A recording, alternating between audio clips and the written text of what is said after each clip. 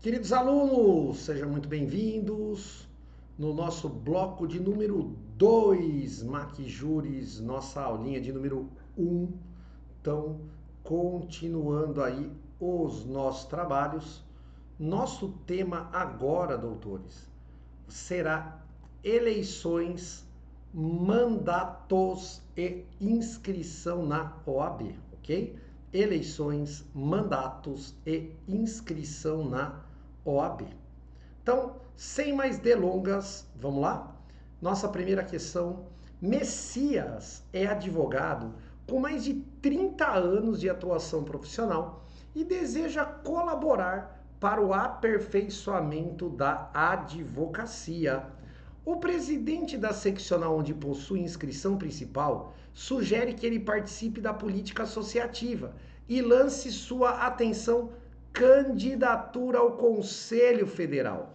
Observadas as regras do Estatuto da OAB, assinale a correta. Então, doutores, para que o Messias possa concorrer à eleição para o Conselho Federal, ele precisa integrar chapa de quem, pessoal? Do Conselho Seccional. Então lembre, para concorrer à eleição da subseção, você tem que integrar uma chapa da subseção, ou para a diretoria, ou para o Conselho da subseção. Agora, para você concorrer à diretoria do Conselho Seccional, ao cargo de conselheiro seccional, à diretoria da Caixa de Assistência, ou ao cargo de conselheiro federal, você precisa integrar chapa do Conselho Seccional. Então vamos lá. Letra A eleição do Conselho Federal da OAB é indireta e secreta. Errado. A eleição da diretoria do Conselho Federal é indireta, ok? Letra B. O Conselheiro Federal da OAB integra uma das chapas concorrentes para as eleições seccionais. Correta, ó. Então, para ele concorrer ao cargo de Conselheiro Federal, ele tem que integrar uma chapa para a eleição do Conselho Seccional. Letra B de bola é a correta. A letra C está errada porque fala a indicação para o Conselho Federal é realizada pelo Conselho de Presidentes da OAB. Erradíssimo. E a letra D está errada porque fala o Conselheiro Federal é indicado livremente pelas seccionais da OAB. Errado. Veja, é cargo eletivo. Então, quando você concorre à eleição do Conselho Seccional, se a chapa do Conselho Seccional que você integra for eleita, você será eleito, então, conselheiro federal. Lembrando que cada conselho seccional, cada estado elege 3 conselheiros federais, ok? Questão de número 2. Abiano é conselheiro eleito de certo conselho seccional da OAB. No curso do mandato, Fabiano pratica, atenção, ó, infração, doutores, disciplinar. Ele praticou infração disciplinar e sofreu condenação, em definitiva a pena de censura. Lembra, para concorrer à eleição, um dos requisitos é o advogado não ter condenação disciplinar, exceto se já obteve a reabilitação. Então, obviamente, se no curso do mandato o advogado venha a sofrer uma condenação disciplinar, seja ela censura, seja ela suspensão, seja ela, obviamente, exclusão, ele vai ter a perda do mandato. O mandato dele vai ser extinto. Então, considerando a situação descrita, o mandato do Fabiano no Conselho Seccional, letra A, será extinto apenas se a sanção disciplinar for de exclusão? Errado. Vai ser extinto, seja qualquer uma das penas. Letra B, será extinto apenas se a sanção for infração disciplinar aplicada for de exclusão ou de suspensão. Errado. A censura também gera a extinção do seu mandato. Letra C, será extinto independentemente da natureza da sanção disciplinar aplicada. Correto, gabarito. Questão 2, letra C de Cristo, C de casa, ok? A letra D está errada porque fala será extinto apenas se a sanção aplicada for de suspensão ou se for reincidente em infração disciplinar. Totalmente errado. Questão 3. Beatriz, advogada regularmente inscrita na OAB, deseja organizar uma chapa para concorrer, atenção, à diretoria da subseção. Ao estudar os pressupostos para a formação da chapa, a realização das eleições e o futuro exercício do cargo, Beatriz concluiu corretamente que, letra A chapa deve ser integrada por advogados em situação regular junto à OAB, muito bem, Que exerçam cargos em comissão? Errado, pessoal. Advogado que exerce cargo em comissão, cargo de confiança, cargo exonerável ad nutum, não pode concorrer à eleição. Já havia comentado isso, inclusive, no bloco anterior. Então, a letra A está errada. A letra B fala: a eleição será realizada na segunda quinzena do mês de novembro do último ano do mandato, sendo comparecimento obrigatório para todos os advogados inscritos na OAB. Perfeito. Então, as eleições na OAB, ó, gabarito, letra B de bola na questão 3, ela sempre é realizada na segunda quinzena do mandato, na segunda quinzena de novembro, perdão, do último ano de mandato. Lembrando que para o advogado regularmente inscrito, o voto é obrigatório sob pena de multa de 20% sobre o valor da anuidade. Então, questão 3, letra B de bola, é a correta. A eleição será realizada na segunda quinzena do mês de novembro do último ano do mandato, sendo comparecimento obrigatório para todos os advogados inscritos na OAB. Essa é a correta. A letra C fala: o mandato é de 3 anos, até aqui tá certo, iniciando-se em 1º de fevereiro do ano seguinte às eleições. Errado, pessoal. Veja, o mandato se inicia para todos os cargos no dia 1º de janeiro do ano subsequente às eleições. O único lugar que o mandato começa no dia 1º de fevereiro é no Conselho Federal. Como a questão está falando da eleição à diretoria da subseção, a letra C está errada, porque o mandato se iniciaria no dia 1º de janeiro do ano subsequente às eleições. Questão de número 4. O mandato extingue-se automaticamente antes do seu término, sempre que o titular faltar, sem motivo justificado, a mais de 3 reuniões ordinárias. Olha, essa aqui bem malandra, a alternativa D. Ela está errada, por quê? Porque o mandato se extingue se o seu titular faltar, pessoal, a 3 reuniões ordinárias consecutivas, ok? Então não basta faltar a mais de 3 reuniões, tem que faltar 3 reuniões consecutivas e aí sim terá a extinção automática do mandato. Questão de número 4, vamos lá. Os advogados Diego, William e Pablo, todos em situação regular, doutores, perante a OAB, desejam candidatar-se ao cargo de um conselho seccional, cargo de conselheiro de um conselho seccional da OAB, certo? Então, de novo, ó, a prova está querendo extrair os requisitos para que você possa concorrer à eleição. O Diego é advogado há 2 anos e 1 dia. Parou, ele não pode. Então, veja, para ser conselheiro seccional, eu tenho que ser advogado há mais de 3 anos. Então, o Diego, a gente já sabe que ele não pode concorrer. O William, por sua vez, exerce a advocacia há exato 4 anos, beleza. Então, aqui ele preencheu um dos requisitos, ó. Ele exerce a advocacia há exato 4 anos, ele é advogado há mais de 3 e constituiu sociedade unipessoal de advocacia, por meio da qual advoga atualmente. Isso aí não quer dizer nada. O William já foi condenado pela prática de infração disciplinar, tendo obtido reabilitação 1 ano e 3 meses após o cumprimento da sanção imposta. Então, doutores, atenção. O William pode concorrer? O William pode. Ele preenche aqui os requisitos. Por quê? Porque ele é advogado há mais de 3 anos e ainda que ele tenha sofrido condenação disciplinar, ele já obteve reabilitação. Agora o último, o Pablo, é advogado há 5 anos e 1 dia e nunca respondeu prática de qualquer infração disciplinar. Então até aqui ele pode. Atualmente o Pablo exerce certo cargo em comissão, exonerável ad nutum. Opa! Então o Pablo, pessoal, você sabe que ele não pode concorrer à eleição. Então, considerando as informações acima e o disposto no estatuto, assinale a correta. Apenas o Diego e o William cumprem os requisitos? Não, apenas o William, pessoal. O Diego não preenche. Apenas o William cumpre os requisitos para ser eleito? Perfeito, ó. Gabarito, letra B de bola novamente, ó. Gabarito, letra B de bola. Veja, só o William preenche os requisitos. A única correta é a letra B. Questão 5. Terêncio, após intensa atividade advocatícia, é acometido de mal de origem psíquica. Atenção, ó. Ele tem uma doença psíquica. mas foi diagnosticado como passível de cura após tratamento prolongado.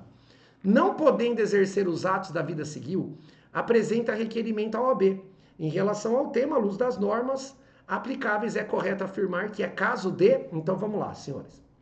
Veja, quando o advogado ele contrai doença mental curável, veja, curável, a sua inscrição vai ser licenciada. O que significa isso?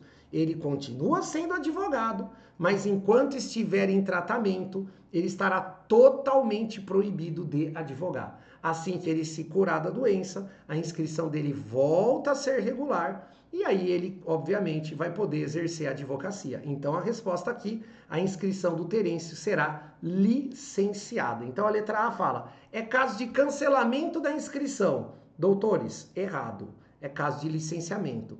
O impedimento ao exercício profissional, mantida a inscrição na OAB. Errado, pessoal. Impedimento, veja, eu continuo advogando porque a minha inscrição é regular. O impedimento é uma proibição parcial de advogar. Eu não vou poder advogar apenas em alguns processos, não é o caso dele, ó. A inscrição dele vai ser licenciada. Ele continua sendo advogado? Sim, mas enquanto a inscrição estiver licenciada, ele está totalmente proibido de exercer a advocacia, até mesmo em causa própria.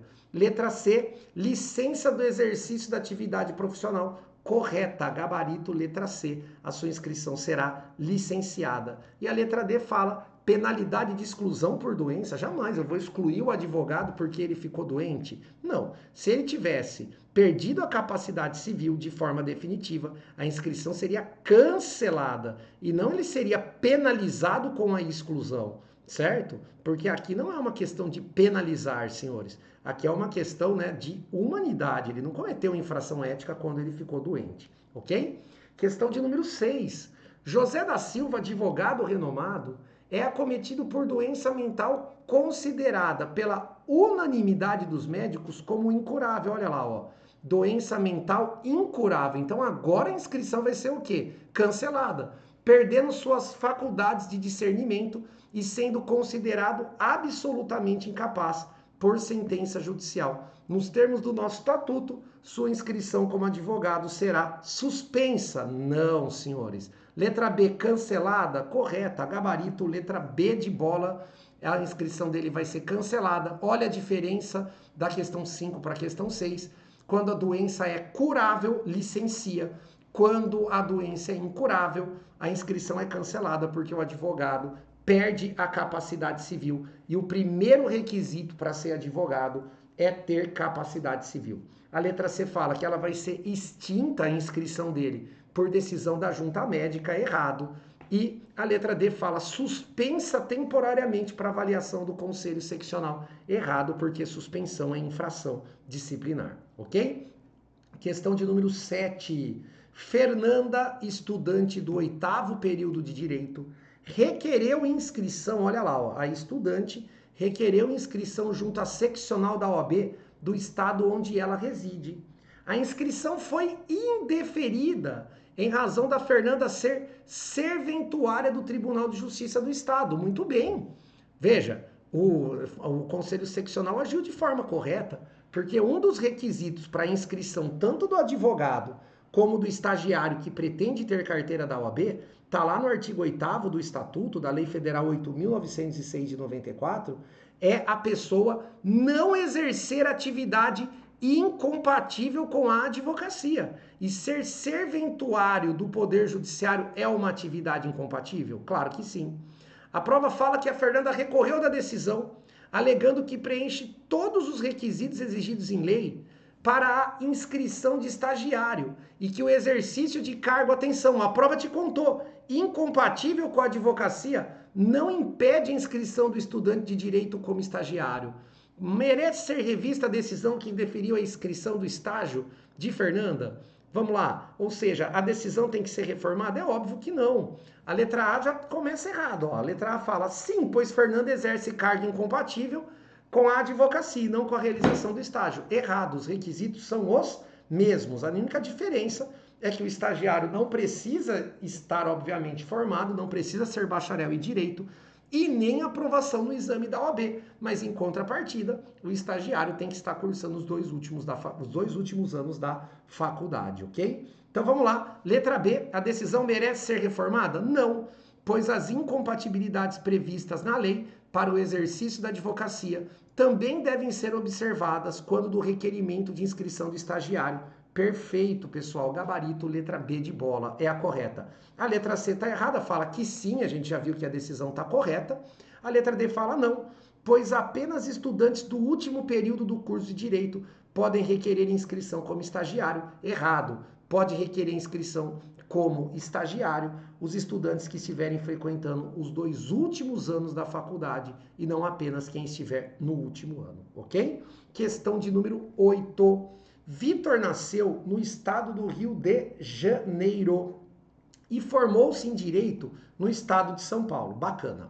Posteriormente, passou a residir e pretende atuar profissionalmente como advogado em Fortaleza, Ceará. Pessoal, então ele quer advogar, onde que ele quer constituir seu domicílio profissional? Fortaleza, no estado de Ceará.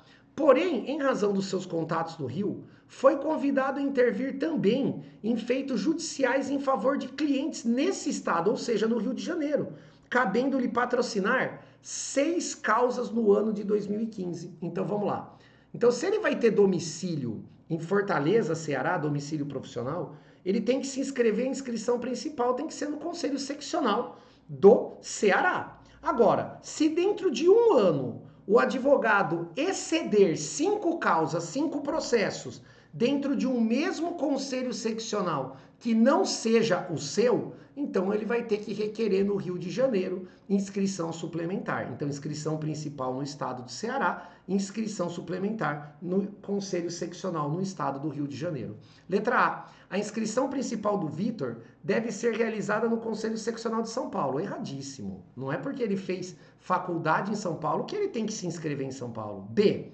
A inscrição principal do Vitor deve ser realizada no Conselho Seccional do Rio de Janeiro. Errado, pessoal. Errado. Vamos lá. Letra C. A inscrição principal do Vitor deve ser realizada no Conselho Seccional do Ceará. Começamos bem. Isso porque a inscrição principal do advogado deve ser feita no Conselho Seccional em cujo território pretende estabelecer seu domicílio profissional. Muito bem. A promoção de inscrição suplementar no Conselho Seccional do Rio de Janeiro será facultativa. Errado, pessoal. Se ele vai ter mais de 5 processos em um ano dentro de um mesmo Conselho Seccional que não seja o dele, ele é obrigado a tirar a inscrição suplementar. Sobrou gabarito, letra D de Deus, D de dado. A inscrição principal de Vitor deve ser realizada no Conselho Seccional do Ceará. Afinal, a inscrição principal do advogado deve ser feita no Conselho Seccional em cujo território ele pretende estabelecer seu domicílio profissional. Além da principal, o Vitor deverá promover a inscrição suplementar no Conselho Seccional do Rio de Janeiro, já que esta é exigida diante da intervenção judicial que exceda 5 causas por ano. Muito bem, perfeita, gabarito, letra D de dado. Vamos lá. Questão 9. O advogado Genaro exerce suas atividades em sociedade de prestação de serviços da advocacia, sediada na capital paulista. Todas as demandas patrocinadas por Genaro tramitam perante juízos com competência em São Paulo. Todavia, recentemente, a esposa do Genaro obteve trabalho no Rio. Após buscarem a melhor solução, o casal resolveu que fixaria sua residência com ânimo definitivo na capital fluminense, cabendo a Genaro continuar exercendo as mesmas funções em São Paulo. Então, cuidado, o domicílio pessoal dele agora é o Rio de Janeiro, mas o domicílio profissional continua São Paulo. Então, a inscrição principal dele é em São Paulo, e se ele não tiver mais de 5 processos dentro de um conselho seccional que não seja São Paulo, ele não vai precisar de inscrição suplementar. Nos dias em que ele não tem atividade, o advogado, valendo-se de ponte aérea, retorna ao domicílio do casal no Rio de Janeiro, tá vendo? Ele não advoga fora de São Paulo. Considerando o caso, assinale a correta. O Estatuto da OAB impõe que Genaro requeira a transferência da sua inscrição principal como advogado para o Rio de Janeiro? Não, a nossa inscrição principal é onde nós temos o nosso domicílio pessoal profissional, que no caso dele, do Genaro, é São Paulo. B. O Estatuto da OAB impõe que Genaro requer inscrição suplementar como advogado no Conselho Seccional do Rio? Negativo, ele não vai advogar no Rio. Letra C. O Estatuto da OAB impõe que Genaro requer inscrição suplementar como advogado no Conselho Federal. Absurdo. Não existe inscrição suplementar no Conselho Federal. Sobrou gabarito, letra D de dado, D de Deus de novo. É a correta. O Estatuto da OAB não impõe que Genaro requeira a transferência da sua inscrição principal ou requeira inscrição suplementar. Muito bem. Letra D de dado é a correta. Vamos lá, para a gente fechar o nosso bloco de número 2, da nossa primeira aula, questão de número 10. Lúcio pretende se inscrever como advogado junto à OAB. Contudo, ocorre que ele passou por determinada situação conflituosa que foi intensamente divulgado na mídia. Ó. Então ele quer se inscrever como advogado, ele ainda não é advogado. Ó. Tendo sido publicado em certos jornais que Lúcio, atenção, não teria idoneidade moral para exercer as atividades de advogado. Considerando que Lúcio preenche indubitavelmente, ou seja, sem dúvida, os demais requisitos para inscrição, de acordo com o estatuto, assinale a correta. Pessoal, então vamos lá. A idoneidade moral é um requisito da inscrição, o artigo 8º fala. São requisitos para o bacharel se inscrever como advogado. Ter capacidade civil, ser bacharel em direito, ter aprovação no exame da OAB, não exercer atividade incompatível com a advocacia, estar em dia com as obrigações eleitorais e militares, ter idoneidade moral e prestar compromisso perante o Conselho. Mas a prova está falando que, embora ele preencha os outros 6 requisitos, ó, está sendo divulgado na mídia que ele não teria idoneidade moral, certo? Veja, quando chega uma denúncia dessa, primeiro, quem pode denunciar? Qualquer pessoa.